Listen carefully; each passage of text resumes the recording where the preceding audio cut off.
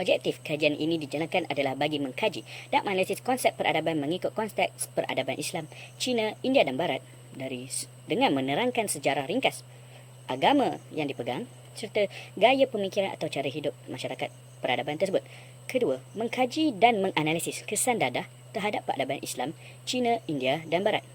Dari segi kesan Dadah tersebut terhadap sosial atau pandangan agama atau gaya pemikiran peradaban masyarakat tersebut, serta mencari langkah-langkah yang bernas dalam menangani isu gejala tersebut mengikut perspektif setiap peradaban. Baiklah, saya akan teruskan dengan konsep peradaban mengikut konteks peradaban Islam. Di sini kita dapat lihat bahawa dalam diri setiap individu Muslim yang merupakan elemen utama kepada sebuah tamadun, konsep tauhid harus disematkan dalam diri setiap individu yang menjadi fokus utama kepada tamadun Islam itu sendiri.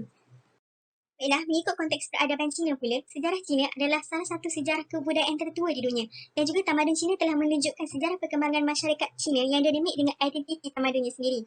Peradaban Cina juga mementingkan etika Confucianism serta keharmonian hubungan sesama individu. Baiklah, seterusnya konteks peradaban India. Tamadun India merupakan tamadun tertua yang wujud di dunia dan juga peradaban India telah banyak memberikan sumbangan kepada dunia malahan peradaban manusia sehingga ke hari ini. Sebagai contoh, dalam bidang kesenian, seni bina, sains dan teknologi, sifat keterbukaan dan banyak lagi. Antara sumbangan utama tamadun India ialah seni bina. Sebagai contohnya, pada zaman pemerintahan Maurya, tiang Asoka dibina daripada batu pasir yang dilicingkan.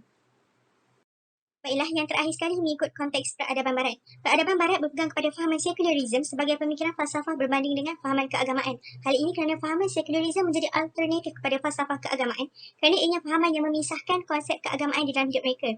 Peradaban Barat juga mengamalkan salah satu daripada cabang mazhab sekularisme iaitu fahaman liberalisme. Dan fahaman liberalisme ini ialah masyarakat bebas berfikir secara liberal serta bersikap terbuka menerima apa sahaja pemikiran dan budaya tanpa kawalan peraturan agama dan adat tradisi atau kita boleh panggil sebagai free thinking. Saya akan membentangkan kesan Dadah terhadap peradaban Islam.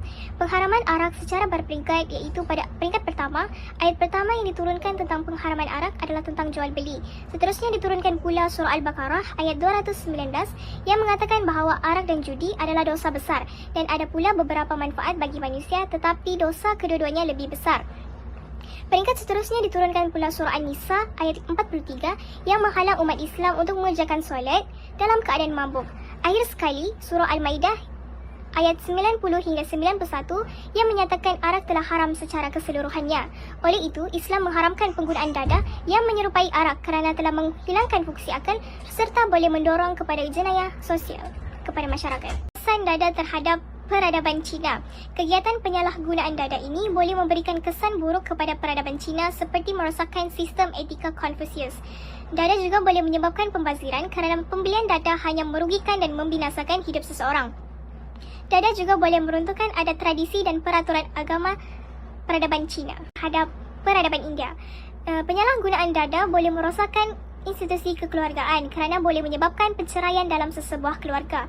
Seterusnya, dadah juga boleh meruntuhkan pembangunan peradaban India yang mahir dalam bidang teknologi yang sangat canggih kerana dadah boleh menjejaskan kesihatan fizikal dan mental sesebuah masyarakat. Kesan dadah terhadap peradaban Barat. Penyalahgunaan dadah boleh meruntuhkan moral dan akhlak sesuatu masyarakat. Sebagai contohnya, dadah jenis heroin boleh menyebabkan tindak balas yang tidak dapat dikawal oleh tubuh badan. Dadah juga menyebabkan kejatuhan ekonomi. Contohnya, apabila masyarakat tidak bekerja, maka ekonomi negara tersebut tidak dapat berkembang akibat ketiadaan pendapatan cukai. Akhir sekali, dadah juga boleh menyebabkan kedudukan sosial tergugat. Contohnya, para penagih akan mula merosot dan hilang adab-adab dalam kehidupan. Peranan masyarakat dalam menangani aktiviti sosial dadah. Kawalan sosial amat diperlukan dengan menggunakan sokongan sosial supaya mereka merasa dihargai oleh orang sekeliling. Kesan jika tiada sokongan sosial akan membuatkan mereka terus tertekan dan merasakan bahawa tiada harapan untuk mereka terus berubah. Bentuk-bentuk sokongan sosial adalah daripada keluarga, rakan rapat ataupun penerimaan masyarakat setempat. Jika masyarakat setempat memandang mereka sama sahaja seperti manusia biasa, ia juga akan dapat membuatkan mereka rasa diterima oleh masyarakat. Selain itu, pendekatan psikologi dakwah juga memberikan kesan yang baik kepada bekas penagihan dadah. Hal ini kerana pendekatan ini dapat membantu dalam pemulihan daripada aspek rohani dan jiwa seseorang individu yang terlibat dengan dadah dan membimbing mereka ke arah jalan yang benar. Pendekatan psikologi dakwah ini juga boleh dilakukan oleh para pendakwah untuk mendekati golongan ini dengan menggunakan kaedah kaunseling atau pendekatan emosi. Akhir sekali dapat saya simpulkan bahawa kajian yang kami jalankan ini adalah untuk mengkaji bagaimana masyarakat mengikut perspektif peradaban Islam, Cina, India dan Barat dan menganalisis kesan dadah serta peranan masyarakat dalam menangani aktiviti sosial berisiko iaitu penagihan dadah mengikut perspektif peradaban Islam, Cina, India dan Barat. Dalam pada itu, dapat juga saya ringkaskan bahawa sebuah peradaban dapat dibentuk melalui pegangan dan asas yang diterapkan dalam sesebuah peradaban tersebut. Ringkasnya seperti peradaban Islam menjadikan tauhid sebagai fokus utamanya dalam tamadun tersebut. Manakala peradaban Cina pula membentuk perpaduan melalui persamaan bahasa pengantar. Tambahan, mereka juga amat mementingkan etika Konfusianisme dalam kehidupan seharian. Terusnya, peradaban India mempunyai beberapa perbezaan di mana wujudnya kepelbagaian agama dalam kalangan masyarakat yang mengajarkan pelbagai ajaran kepada penganutnya sendiri. Berbeza pula dengan peradaban Barat yang amat menekankan pembangunan lahiriah, fizikal dan jasmani, dan mereka sentiasa berpijak kepada fahaman pemikiran falsafah sebagai alternatif agama. Seterusnya, di sini boleh diringkaskan juga penyalahgunaan dadah sememangnya memberikan impak buruk terhadap setiap peradaban. Contohnya, menurut peradaban Islam, aktiviti penagihan dadah ini amat bercanggah dengan agama. Malah, peradaban Cina pula memandang bahawa kesan dadah boleh membawa kepada runtuhnya akhlak dan moral seseorang individu.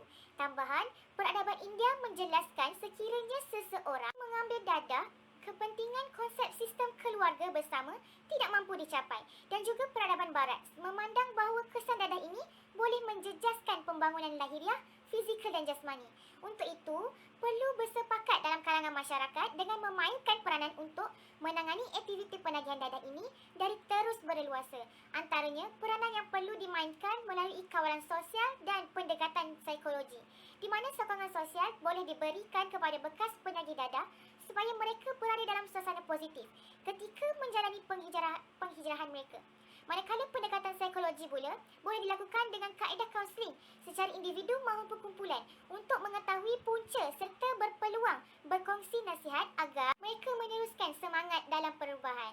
Akhirul kalam, memang tidak dapat dinafikan kesan dadah boleh membawa padah dan impak buruk terhadap setiap peradaban.